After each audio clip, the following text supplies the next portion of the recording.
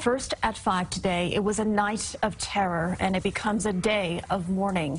Crowds gather in Manchester, England to remember those who lost their lives when a suicide bomber struck outside an Ariana Grande concert. The growing list of victims is truly heartbreaking. The youngest, an 8-year-old girl, Safi Roussos, described as a beautiful little girl in every aspect of the word. In all, 22 people died in this terror attack, and another 59 are hurt.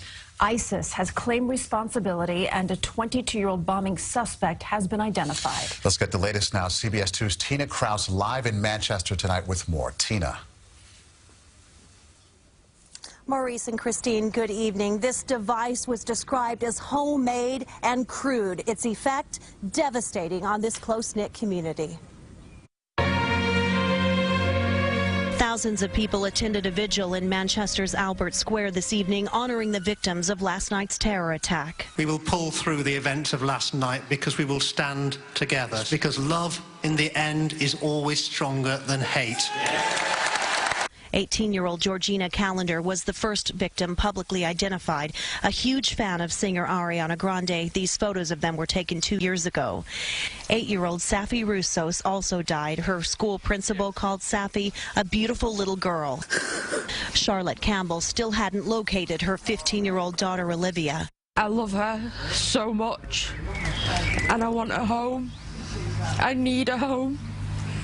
She's my baby. Olivia was said to be last seen with a friend who was injured and taken to a hospital. Officials say 59 victims were hospitalized, some reportedly paralyzed by shrapnel. Once we exited the door, there was blood across the floor.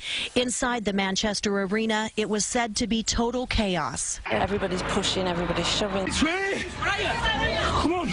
Outside, comfort came from residents of the town. And Ariana Grande tweeted, "Broken from the bottom of my heart. I am so sorry. I don't have words." This morning, President Donald Trump slammed those behind the attack and reiterated his call to drive out terrorists. So many young, beautiful, innocent people living and enjoying their lives murdered by evil losers in life. I can confirm that the man suspected of carrying out last night's atrocity is 22-year-old Salman Abedi.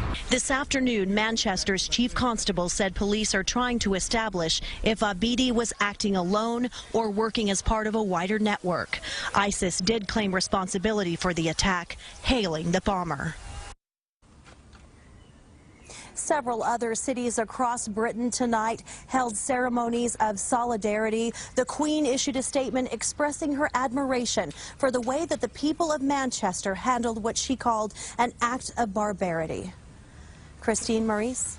Tina, you mentioned a mother that was looking for her daughter in your report. Have all of the victims been identified?